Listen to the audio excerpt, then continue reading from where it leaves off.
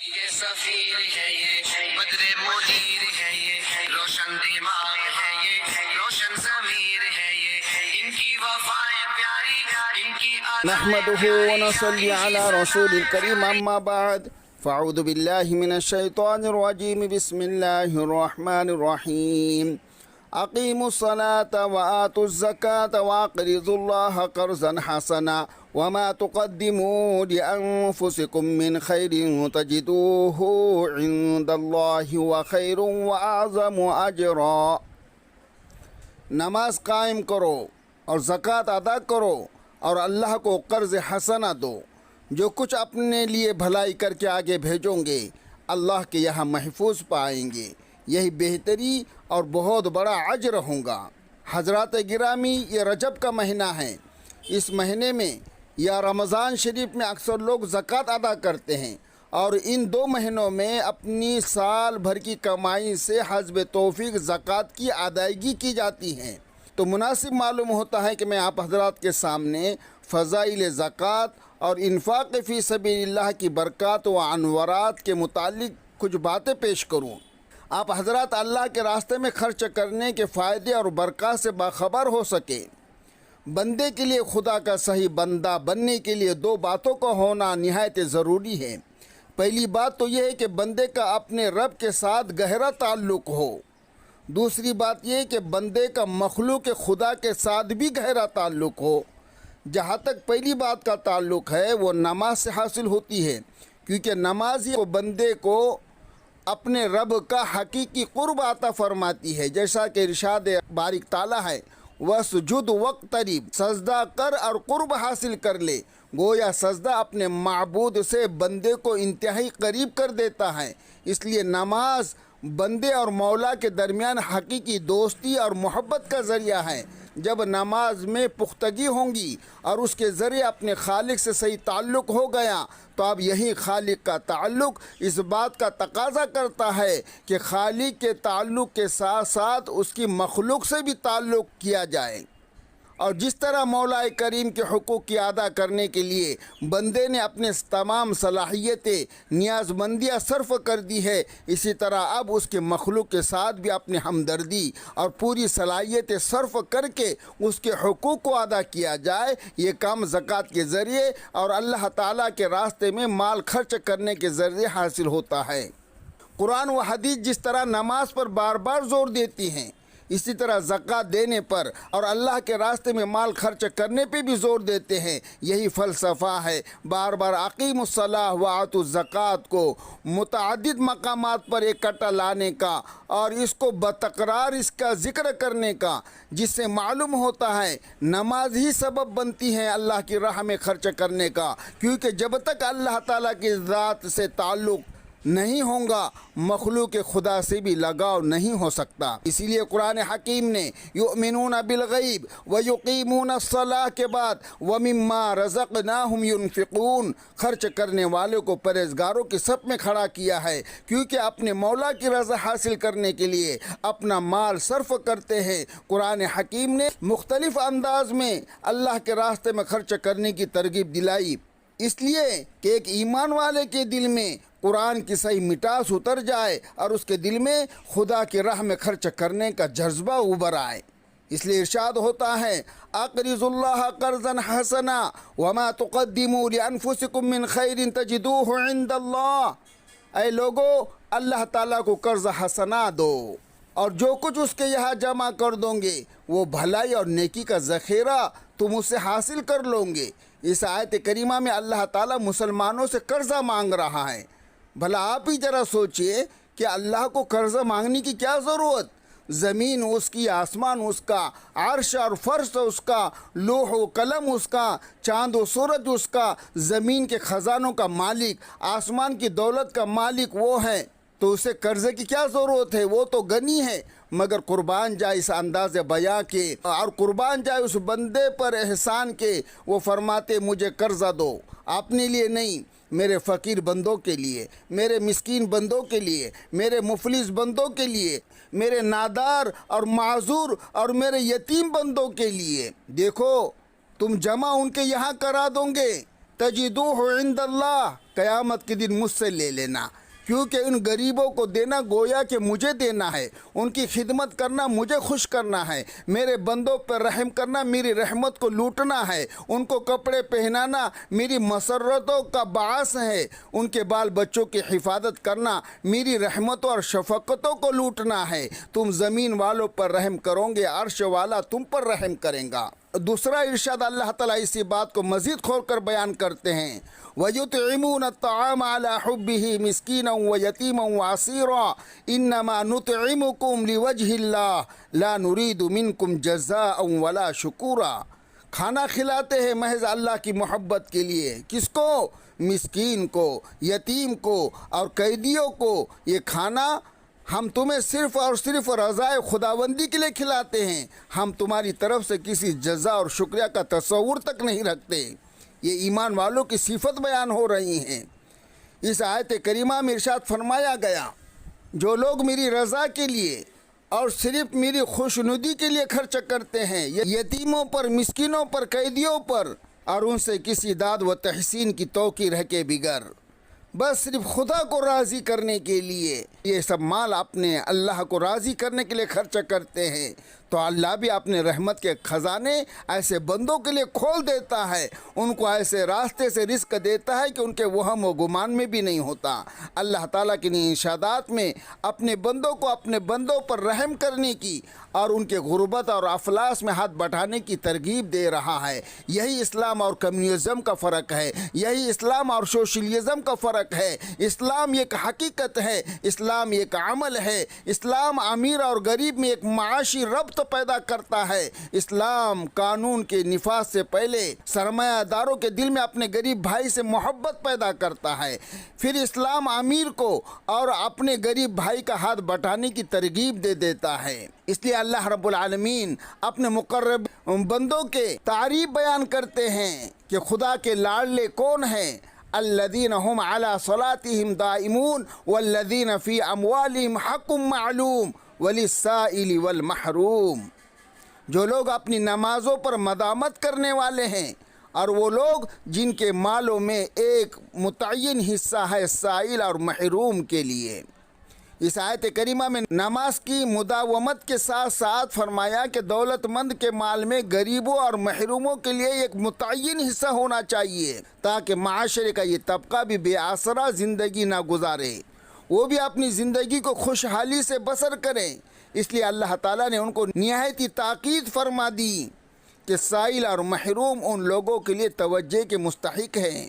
मालूम हुआ अल्लाह ताला गरीबों का वकील है, अल्लाह ताला गरीबों के लिए खुद अपील करता है, अल्लाह ताला गरीबों के लिए अमीरों को इमदाद करने के लिए कहता है। इसलिए ज़कात अमीर गरीब और खुदा व रसूल के दरमियान बंदे के लिए राबते की हसीन कड़ियाँ कायम करती है। चौथा इरशाद है, यसअलूनका माज़ा युनफ़िक़ून क़ुलिल अफ़्वा। वो पूछते हैं कि वो क्या खैरात करें, कह दो ऐ पैगंबर सल्लल्लाहु अलैहि वसल्लम कि तुम्हारी ज़रूरत से जो कुछ बचे रहे उसको खैरात कर दो। यह आयत करीमा से मालूम होता है कि इस्लाम ने अपने पैरोकार को इस बात के लिए हमेशा तैयार किया कि जो कुछ तुम्हारी ज़रूरियात से बचा है उसको ज़ख़ीरा करने की बजाय गरीबों और मुफलिसों में तकसीम कर दिया जाए, क्योंकि इस्लाम अपने माशरे में किसी दुखिया को नहीं देखना चाहता जिसकी दर्द भरी आहों से पूरा माशरा लरज़ उठे। इसलिए हुक्म होता है ईमान वाले जब आपसे सवाल करें क्या खर्च किया जाए तो उनको फरमाया जाए जो कुछ तुम्हारे पास अपनी ज़रूरत से बचे रहे उसे खुदा की राह में तकसीम कर दिया जाए। ये दुनिया भर के माशी निज़ामों को चैलेंज है। क्या आप दिखा सकते हैं किसी निज़ाम में भी ये हुक्म हो कि जो कुछ तुम्हारी ज़रूरत से बचे उसे गरीबों में तकसीम कर दो? ये सिर्फ ज़ुबानी जमा खर्च नहीं था, बल्कि सरकार दो आलम सल्लल्लाहु अलैहि वसल्लम के मुक़द्दस दौर में इसकी मिसालें मिलती हैं। एक दफ़ा सरकार दो आलम सल्लल्लाहु अलैहि वसल्लम ने मुसलमानों की ज़रूरत के लिए चंदे की अपील की तो हज़रत अबू बकर सिद्दीक़ रज़ी अल्लाह तआला अन्हु ने पूरे घर का सामान लाकर पेश कर दिया। क्या ऐसी कोई मिसाल पेश कर सकता है? इसी तरह हज़रत फ़ारूक आज़म रज़ी अल्लाह तआला अन्हु ने आधे घर का सामान लाकर सरकार दो आलम सल्लल्लाहु अलैहि वसल्लम की खिदमत में पेश कर दिया। इसी तरह सहाबा इकराम ने ईसार व कुर्बानी की बेनज़ीर मिसालें पेश कर दी, جس سے معلوم ہوتا ہے اسلام کے نظام زکوٰۃ اور صدقات نے مسلمانوں میں جہاں مال خرچ کرنے کا جذبہ پیدا کر دیا تھا، وہی اس حقیقت کو بھی ان کے دلوں میں راسخ کر دیا تھا کہ دنیاوی مال و جاہ چند روزہ ہے، یہ دل لگانے کی چیز نہیں ہے۔ دل اسی سے لگایا جائے جو حی و قیوم ہے، جس کے قبضے قدرت میں دنیا و آخرت کی ہر چیز ہے۔ پانچواں ارشاد ہوتا ہے، یا ایھا الذین آمنوا انفقوا من طیبات ما کسبتم ومما اخرجنا لکم من الارض۔ اے مسلمانوں، اپنی کمائی سے کچھ اچھی چیزیں اور جو ہم تمہارے لیے زمین سے پیدا کرے اس میں سے کچھ خیرات کرو۔ تو مسلمانوں نے ان کی تعمیل میں خرچ کیا تو اللہ تعالیٰ کو ان کی یاد اس قدر پسند آئی، خود اپنے زبان مبارک سے خرچ کرنے والوں کی قرآن میں تعریف فرمائی، وَمِمَّا رَزَقْنَاهُمْ يُنْفِقُونَ، اور ہم نے ان کو جو روزی دی ہے ان میں سے وہ کچھ خیرات کرتے ہیں۔ اور زکوٰۃ دینے پر اللہ رب العالمین کا دوسرا وعدہ کہ زکوٰۃ دینے والوں کے مال میں برکت پیدا کرتے ہیں، جس کو اللہ قرآن میں فرماتے ہیں، فَأَمَّا مَنْ أَعْطَى وَاتَّقَى وَصَدَّقَ بِالْحُسْنَى فَسَنُيَسِّرُهُ لِلْيُسْرَى، پر جس نے دیا اور خدا سے ڈرا اور اپنے انجام کو سچ مانا، اس کے لیے ہم راہ کھولیں گے آسانی کی۔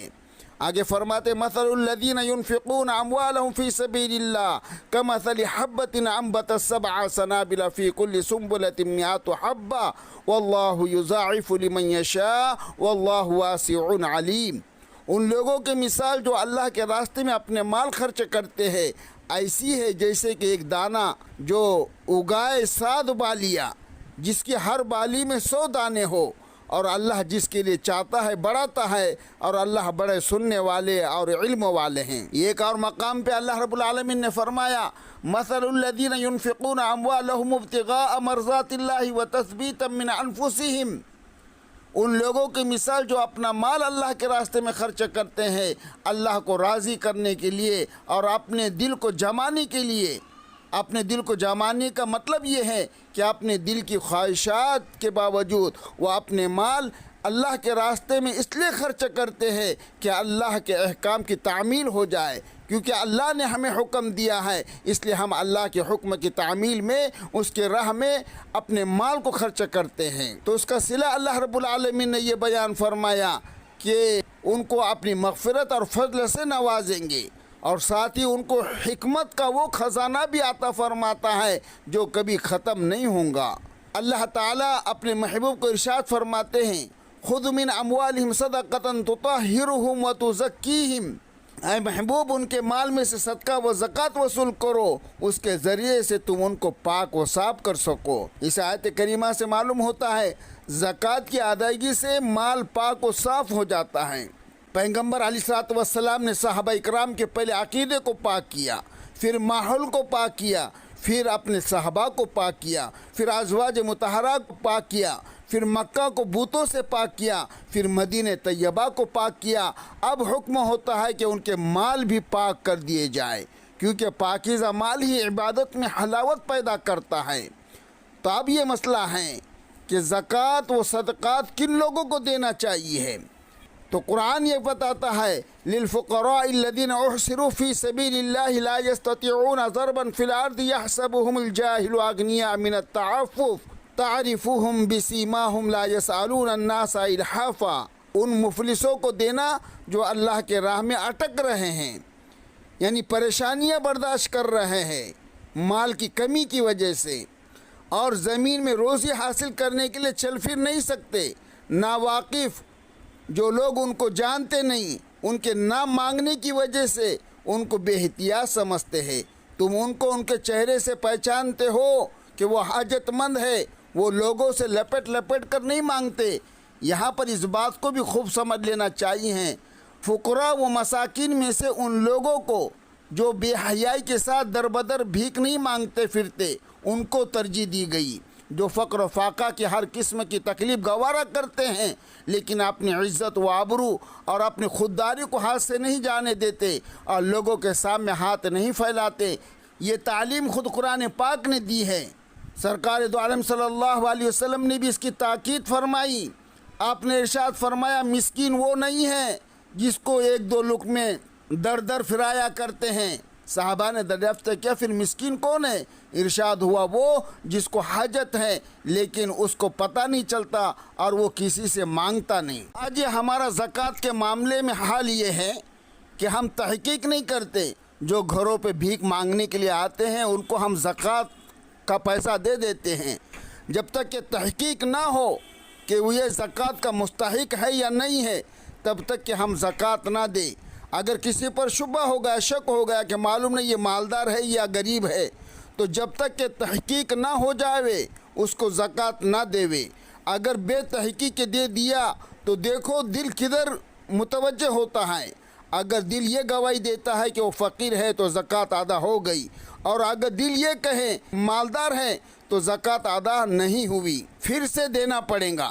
لیکن اگر دینے کے بعد معلوم ہو جائے کہ وہ غریب ہی ہے تو زکوٰۃ ادا ہو گئی، پھر سے زکوٰۃ دینے کی ضرورت نہیں۔ دوسرا مسئلہ ایک یہ ہے کہ زکوٰۃ دینے میں اور زکوٰۃ کے سوا اور صدقات و خیرات میں سب سے زیادہ اپنے رشتہ داروں کے لوگوں کا خیال رکھو۔ پہلے انہی لوگوں کو دو، لیکن ان سے یہ نہ بتاؤ کہ یہ زکوٰۃ یا صدقہ و خیرات کی چیز ہے تاکہ وہ برا نہ مانے۔ حدیث شریف میں آیا ہے قرابت والوں کو خیرات دینے سے دوہرا ثواب ملتا ہے، ایک تو خیرات کا اور دوسرا اپنے عاجزوں کے ساتھ حسن سلوک کرنے کا، پھر جو کچھ ان سے بچے وہ اور لوگوں کو دینا چاہیے۔ اس لیے زکوٰۃ کا مال صحیح جگہ پہ مصرف ہونا یہ بھی بہت ضروری ہے۔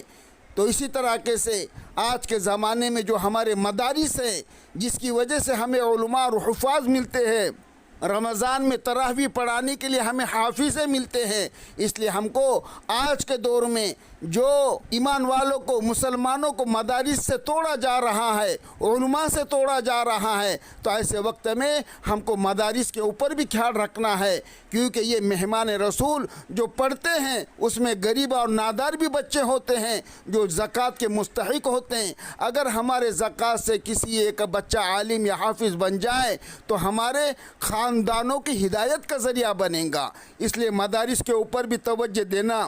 یہ باطل طاقتیں کسی بہانے سے مدارس کے اوپر غلط الزام لگا کر مدارس کو بند کر رہی ہے، کیونکہ وہ جانتے ہیں کہ اگر جب تک کہ علماء اس زمین کے اوپر رہیں گے ہم ان کو کسی بہانے سے نہیں پھنسا سکتے، ان کو اپنے دین سے دور نہیں کر سکتے۔ اس لیے ضرورت ہے کہ ہمارے بستی کے اندر، ہمارے محلے میں اور ہمارے شہر میں جو مدارس چلتے ہیں تو ہم ان کے اوپر نگاہ دوڑائیں کہ اس میں کوئی ضرورت مند بچہ تو نہیں ہے۔